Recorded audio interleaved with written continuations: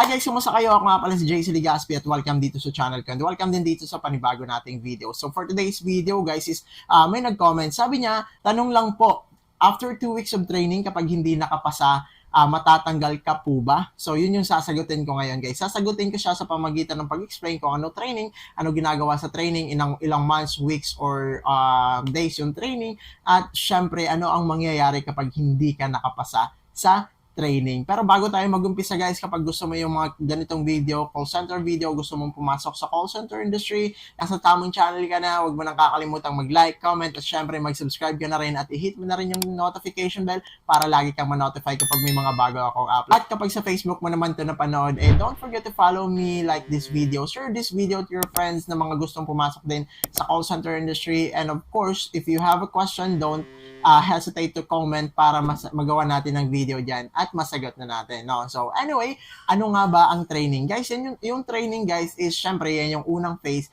kapag nakapasok ka na sa call center industry, nag-job offer ka na explain na sa'yo yung mga benefits na makukuha mo. And guys, yung mga benefits during job offer sa training is makukuha mo na po. Yes, yung training po is bayad. Take note guys, yung training po is hindi pa talaga yung actual nyo na trabaho. Yan po is pinag-aaralan nyo pa lang yung magiging trabaho nyo. So it means yung company po is hindi pa kumakita sa inyo and bayad na kayo, no? Hindi masasayang yung oras nyo. Para lang kayo nag-aaral, para lang kayo nasa school, no? So ano-ano nga ba yung mga pagdadaanan nyo sa training? So sa training po, yung unang phase niyan is yung language training. Diyan i-assess yung pag-handle nyo ng customer, diyan kayo tuturuan paano i-handle yung customer, ano yung call flow, yan yung mga opening spiel, closing spiel, and yung mga ginagawa sa isang call, no? And syempre kung paano i-deliver yung statement sa customer at paano i-assess yung mga customer, no? So, after nung language training, syempre product knowledge, no? So, product knowledge,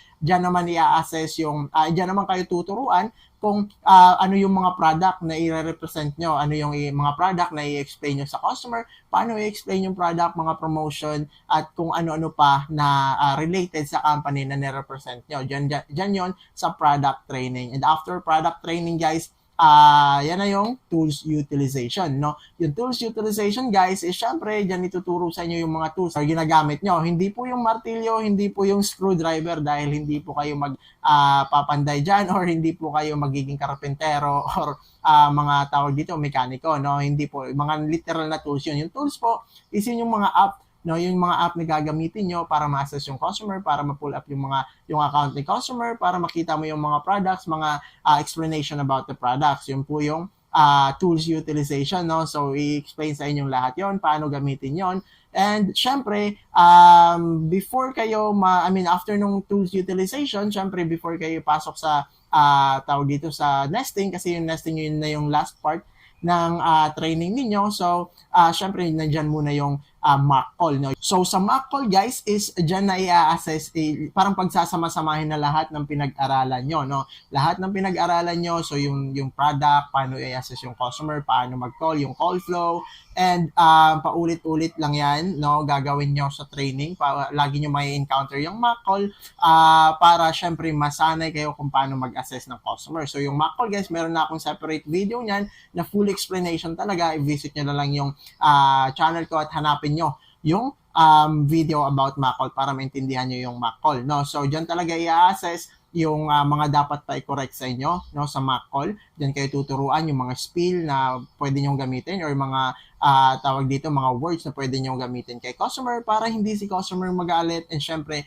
para ma-resolve nyo yung issue. And finally, kapag natapos nyo na lahat yon, so let's say naipasa nyo yung tools utilization, product knowledge test, lahat-lahat ng yon, nasa nesting na kayo. So sa nesting, guys, yan na po yung final part ng training, no? Sa final part ng training, dyan na kayo mag-take ng calls talaga, dyan na kayo i-assess yung metrics nyo. So yung metrics, guys, is base yan sa performance nyo. Numbers don't lie, no? So, depende yan sa call na nakukuha nyo, and depende yan kung paano kayo mag-assess ng customer, gaano lalim yung knowledge nyo, na yung mga nalaman nyo during training, no? So, tawag dito, dyan na talaga ma-apply lahat, no? Sa training, guys, 30% lang ng ginagawa sa actual na trabaho yung malalaman nyo dyan. So, 30% lang and matututunan nyo lahat sa production kapag na-endorse na kayo, no? Kasi dyan guys sa training, kulang kasi yung time sa training para ituro lahat ng kailangan nyong gawin. Kasi yung tools, sobrang dami. So, yung tools na ginagamit namin is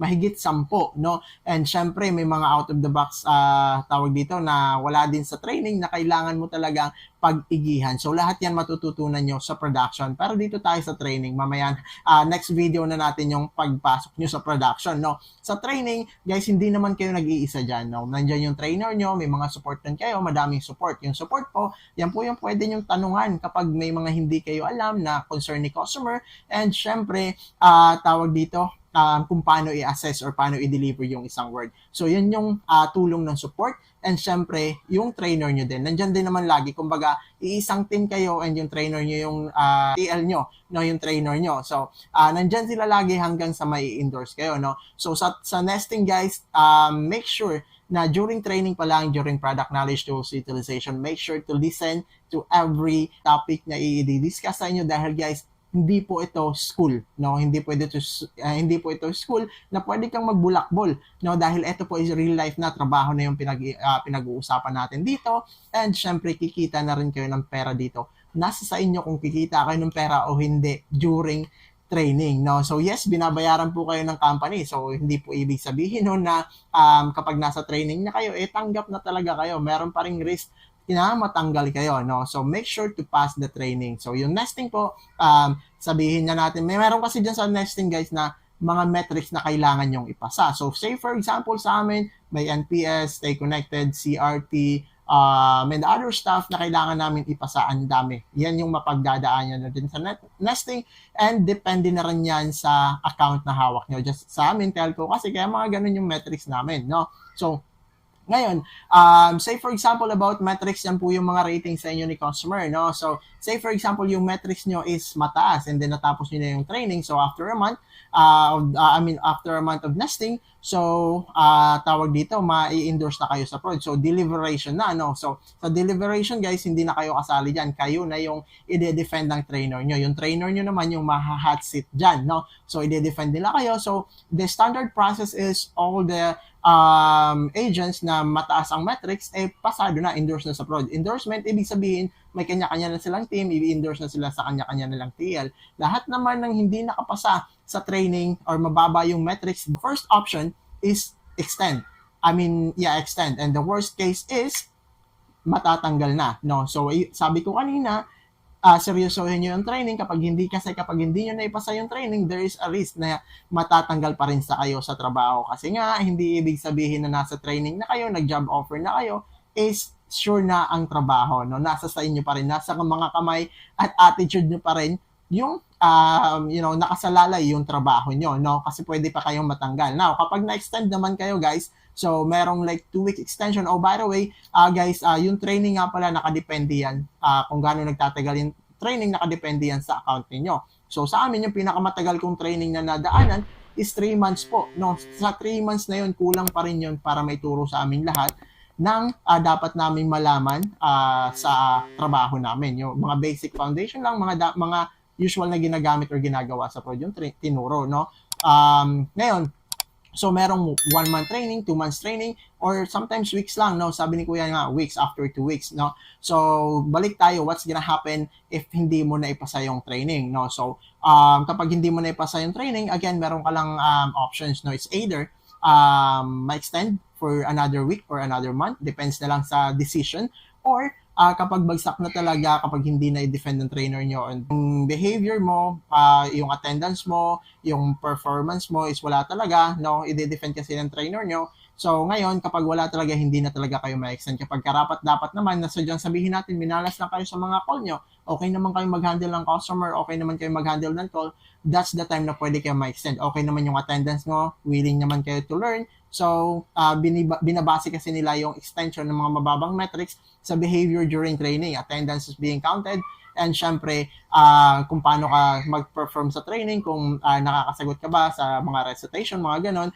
So, ganon. So, kapag na-evaluate nila yung call mo, okay ka naman mag-handle ng call, okay naman yung pag-a-assess mo sa customer, then you deserve to be extended. No? Kapag hindi, kapag yung attendance mo is failed, tawag dito, pala absent ka during training, hindi ka na nakikinig, natutulog ka laging naiinis sa'yo ng trainer mo, wala ka ng chance no na ma-extend. Kaya make sure to do your best na to come to work, perform during training, participate, so para deserve nyo ang extension, no? So ngayon, kapag na-extend naman kayo, say for example, na-extend kayo ng 2 weeks and then bagsak pa rin, no? Wala talaga, hindi talaga ninyo napasa yung account na binigay sa inyo, no? So, yung mangyayari dyan guys is kapag yung company na pag-apply nyo is maraming account na hawak, merong financial, merong travel account, merong mga prepaid account sa telco, mga ganon. So, pwede kayong mailipat, prepaid tech. Yung ibang company, invest na mag-hire sila ng another agent. Meron nang na-train na agent na hindi nga lang nakapasa sa nesting, so pwede lang ilipat ng account para madali na lang i-train. No? Ilipat ng account and then iti-train dun sa account na yon.